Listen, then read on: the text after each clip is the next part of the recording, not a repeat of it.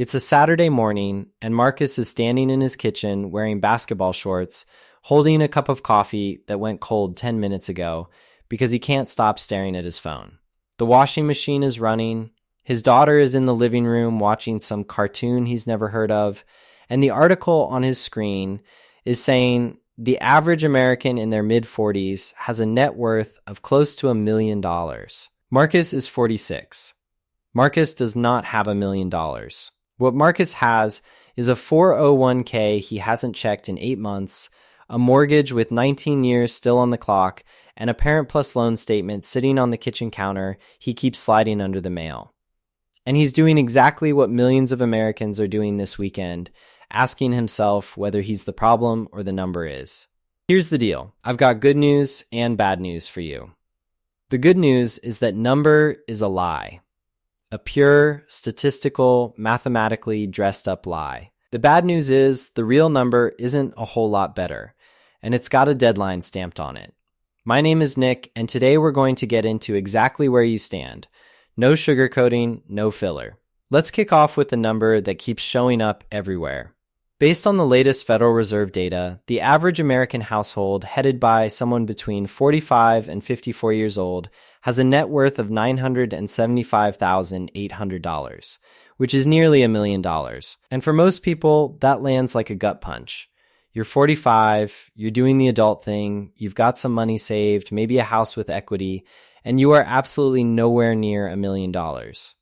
So either everyone around you is quietly loaded, or something is seriously off. Here's the truth. Something is off, but it is not you. It's the word average. The average net worth for this age group sits at $975,800. The median? $247,200. That's a gap of $728,600 between those two numbers. And getting your head around that gap is the single most valuable thing you'll take from this entire video. When you calculate an average, you throw everybody's net worth into a pile, add it all up, and divide by the total count. The problem is, if you put Jeff Bezos and 9 people with nothing in the same room, the average net worth of that room is something like $21 billion. Technically accurate, practically worthless.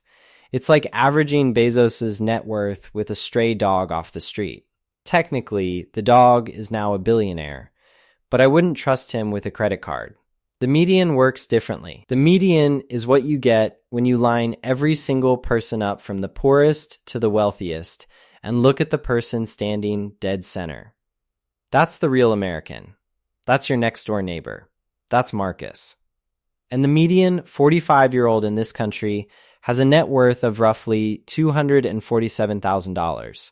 Not $1 million, not even close to the same conversation. The average number you keep running into is being inflated nearly 4 times over by the people sitting at the very top. When CNBC drops a headline about the average 45-year-old being worth almost $1 million, what they're really doing is blending Jeff Bezos with the guy in your office who drives a 2013 Honda Civic and calling them the same person. All right, I'm going to ask you to do something that's going to feel a little uncomfortable. Stop the video right now. Seriously, pause it. Pull up your bank account, your 401k, your brokerage if you've got one.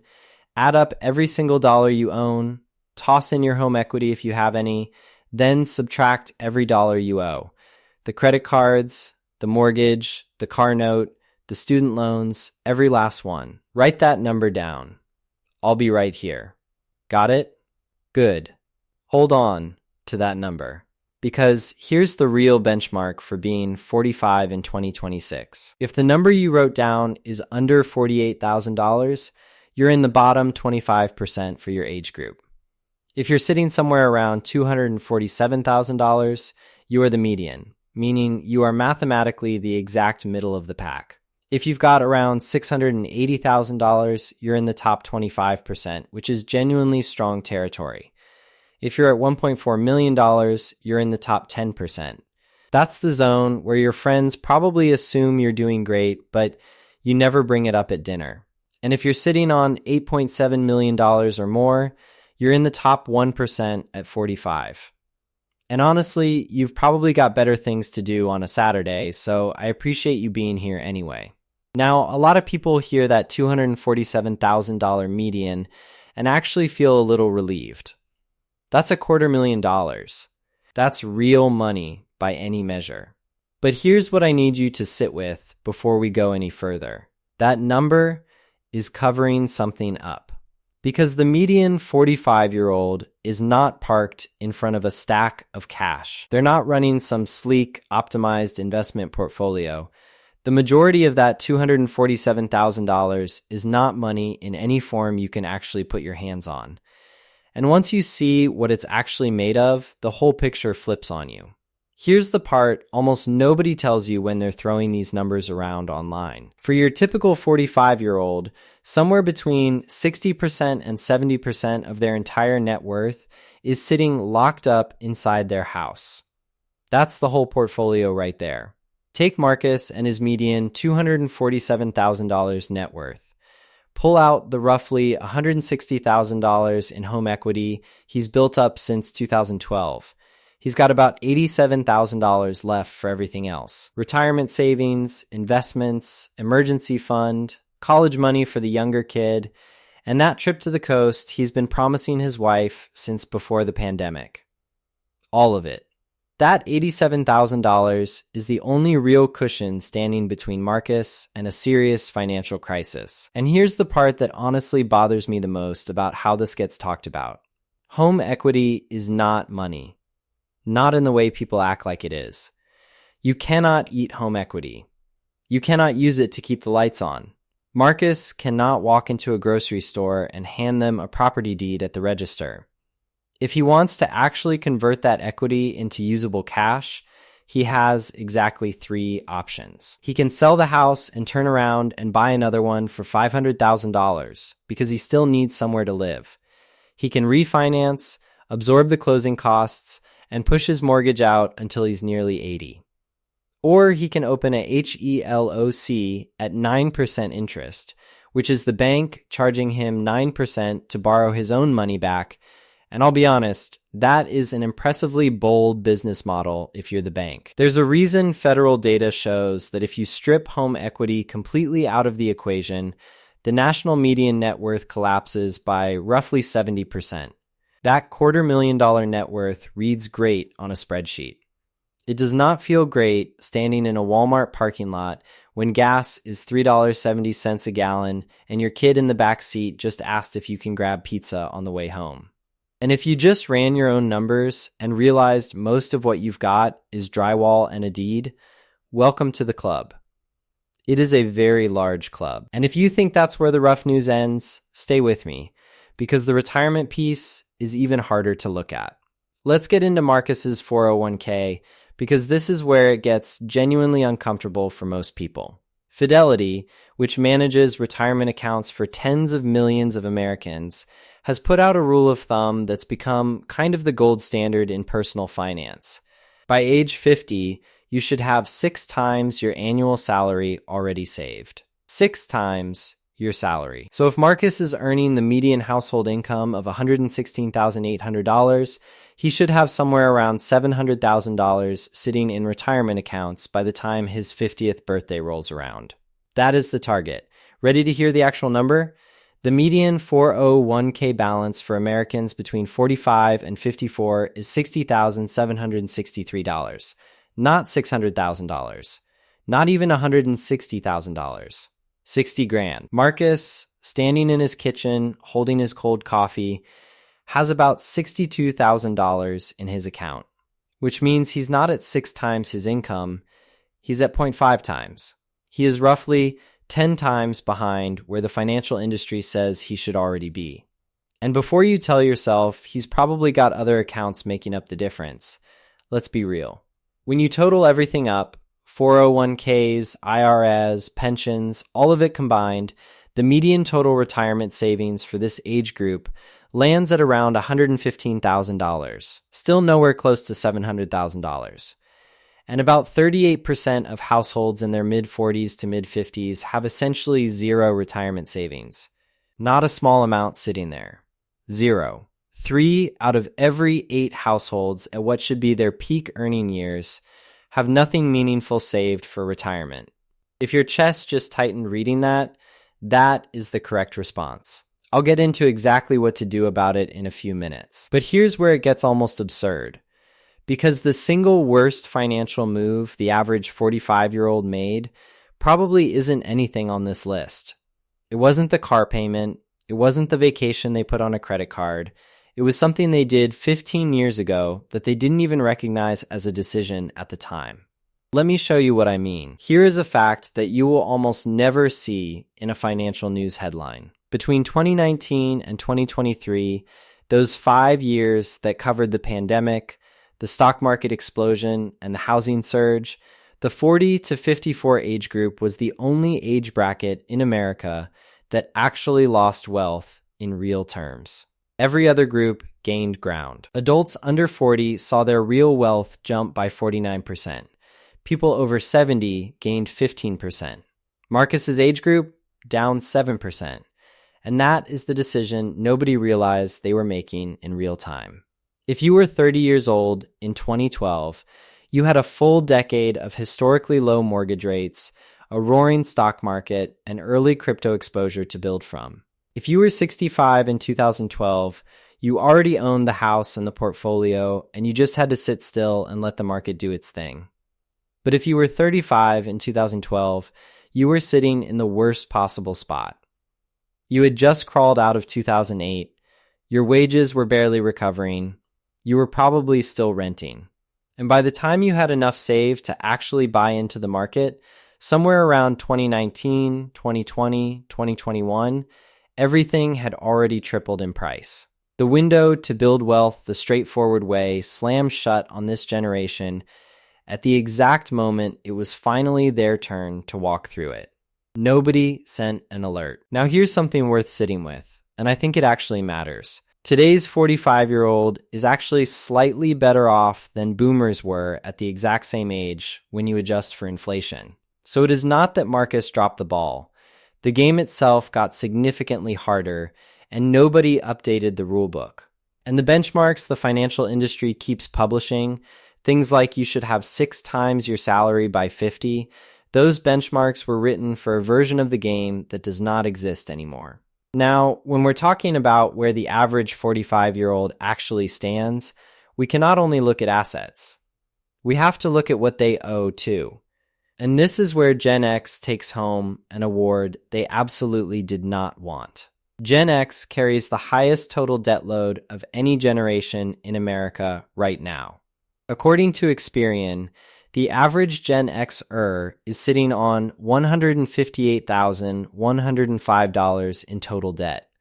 That's roughly 50% more than the national average. They carry the highest average credit card balance of any generation, sitting at about $9,600, at interest rates now averaging over 21%, which means the credit card is outrunning the 401k. Read that one more time. The credit card is growing faster than the retirement account. They also hold the highest auto loan balances, the biggest mortgages, and the largest home equity lines of credit of any generation currently. And here's the one that always catches people off guard. Around 1 in 10 Gen Xers is still carrying student loan debt, and it is not always their own. More often than not, it's parent plus loans they took on to get their kids through college. Those loans are currently sitting at a 9.08% interest rate plus a 4.2% origination fee, which is the kind of financial arrangement that should come with a warning label printed on the paperwork. You cannot refinance them into something more manageable.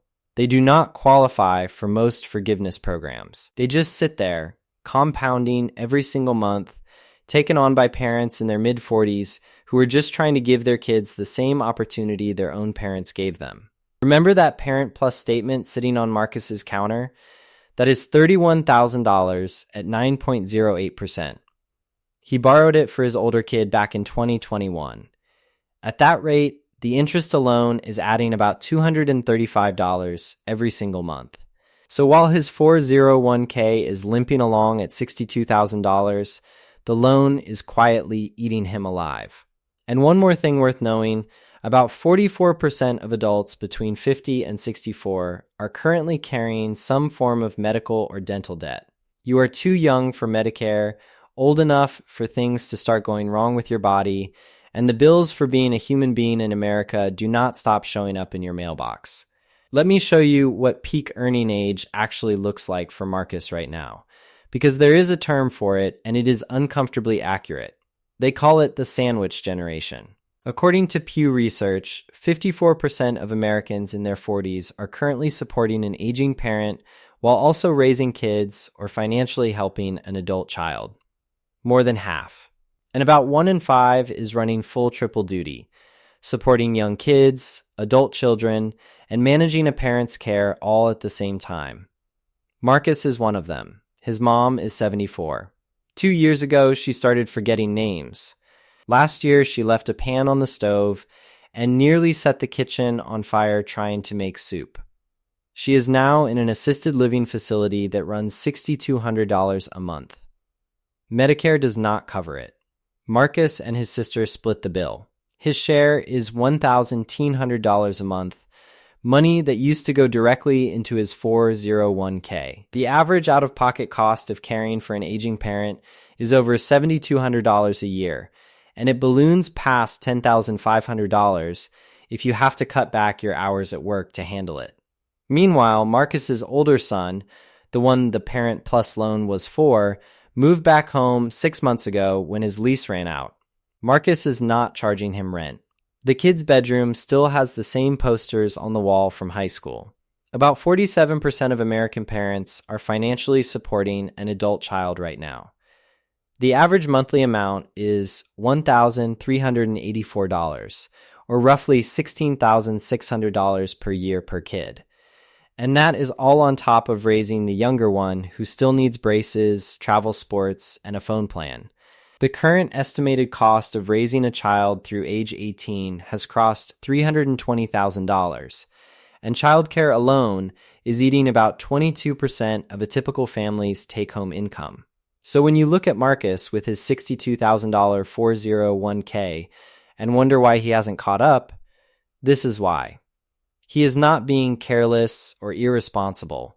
He is literally bankrolling 3 generations out of a single paycheck. It is structurally, mathematically impossible to max out a 401k while also writing a check to memory care every month and covering a 24-year-old who's back in the guest room under an old Kobe Bryant poster. And this is exactly why the thing most 45-year-olds are quietly banking on to save them is actually the biggest misconception in this entire video. You have probably seen the headlines about the so-called Great Wealth Transfer.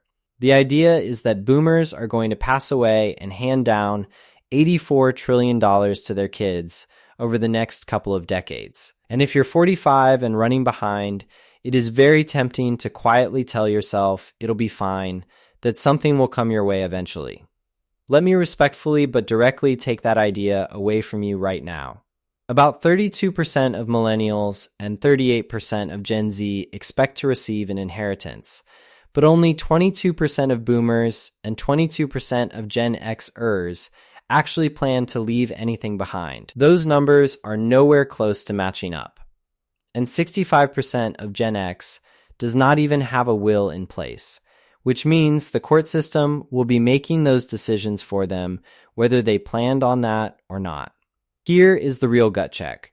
Of that $84 trillion that's supposedly about to change hands, around 68% of it comes from households with $1 million or more in assets, which accounts for only about 7% of all American households. So yes, the wealth transfer is a real thing, but it is almost entirely concentrated at the very top. The overwhelming majority of it is flowing to people who are already in a strong financial position. For the median American, the median inheritance coming out of the bottom half of the wealth distribution is about $9,700. Not $97,000, not $970,000, $9,700. That is a used 2014 Corolla with a check engine light and 112,000 miles on it. That is not generational wealth. That is a vehicle you drive to your second job. And we have not even touched long-term care yet. The average cost of end-of-life care runs about $137,000 per person. Retirement health care stacks on another $172,000 after that. So before any inheritance even leaves your parents' estate, an enormous portion of it is already spoken for by the care facility. Marcus's mom right now is running through about $74,400 a year in assisted living costs. That money is coming directly out of the house she planned to one day pass down to her kids. Every single month she's there, his potential inheritance shrinks by another $6,200. This is not a character flaw, and it is not a failure of planning. It is just math. The wealth transfer is real. The wealth transfer rescuing the average 45-year-old, that part is mostly wishful thinking. One last piece of the picture, and this is the one most people actively avoid looking at. The 2025 Social Security Trustees Report projects that the Old Age Trust Fund will be depleted by 2035. Not eliminated, not shut down entirely, just depleted. What that means when the fund runs dry is that incoming payroll taxes will only be sufficient to cover about 77% of scheduled benefits, which means unless Congress takes action, every American collecting Social Security is looking at an automatic 23% cut to their monthly check. Now here is a detail worth burning into your memory. The oldest Gen Xer, someone born in 1965, hits full retirement age of 67 in 2032. They cross the finish line just 3 years before the system hits that wall. That is not a coincidence. That is decades of demographic math colliding head-on with a system that was never engineered to absorb it. About 77% of Gen X tells pollsters they are genuinely worried Social Security won't be fully intact when they retire. They are not being paranoid or dramatic. They are reading the trustees' own published report and doing basic arithmetic. So let's lay out the full picture for where Marcus actually stands. $247,000 net worth, most of it locked in his house. $62,000 in retirement savings, $158,000 in total debt, a mom in assisted living, a son back in the guest room, a daughter who still believes in magic, a wife who hasn't mentioned the vacation in 6 months, an inheritance that's slowly getting absorbed by a memory care facility month by month, and a Social Security check that, on current projections, arrives cut by nearly a quarter. That is not a financial portfolio. That is a math problem. But it is a math problem that has a real, workable solution, and I'm going to hand it to you right now. Here is the actual good news, and I mean that genuinely, because I am not closing this video with sorry, you're out of options. You still have something that is almost impossible to replace at this stage. A 20-year compounding window. Let's run real numbers on it. Say you're 45. You're earning around the median household income of $117,000. You want to retire at 65 with enough to replace 80% of what you bring in now, which works out to about $93,000 a year. After Social Security, even assuming that 23% benefit cut goes into effect, you'd need your savings to generate roughly $70,000 per year. Running the 4% rule on that means you need about $1.7 million saved by the time you hit 65. Starting from the median $115,000 and building to $1.7 million over 20 years at a 7% annual return means putting away somewhere between $2,700 and $3,200 a month. And I know that for a median income household, that number is essentially out of reach without making some major structural changes to how you live. So here's the number that actually means something real.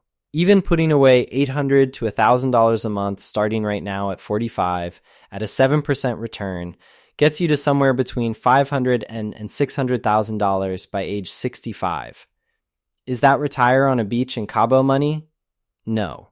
Is it the difference between real financial security and Googling cheapest grocery stores near senior housing at age 72? 100% yes it is. The single worst move you can make at 45 is convincing yourself it is already too late to matter. The math is tight. It is not hopeless. The compounding window is smaller than it was when you were 25, but it stays open for another 20 years whether you decide to show up for it or not. Here is what Marcus decides to do. Monday morning, he opens the 401k app he has been avoiding for 8 months. He bumps his contribution from 6% up to 10%. That works out to about $390 more per month going in. He calls HR and gets an IRA set up with another $300 a month coming out of checking on autopilot. $700 a month total. That is the entire plan. That is not a complicated wealth management strategy. That is just switching the compounding machine on and letting it run. At a 7% return over 20 years, that one decision made on a Monday morning in basketball shorts before he's even finished his coffee is worth roughly $380,000 by the time he retires. $380,000 from one phone call to HR and one change in a benefits portal. So where do you actually stand? If your number is above $247,000, you are doing better than half of America right now. If you're above $680,000, you are in the top quarter of your peers. And if you're under $48,000, you are absolutely not alone. A full quarter of your peers are standing right there beside you. But the number you wrote down at the start of this video is not the number that actually matters. The number that matters is where you will be in 2046. When the news is running another headline about the average 65-year-old and some other person is standing in their kitchen at 45, cold coffee in hand, trying to figure out if they're the failure or if the number is. Because the average 45-year-old in America is not failing. They are running a race where nobody told them it started 15 years ago, the rules kept shifting while they were busy working, and the finish line moved twice without any announcement. But the race is still going. And the one thing you absolutely cannot afford to keep doing is standing in your kitchen pretending the finish line is going to wait around for you.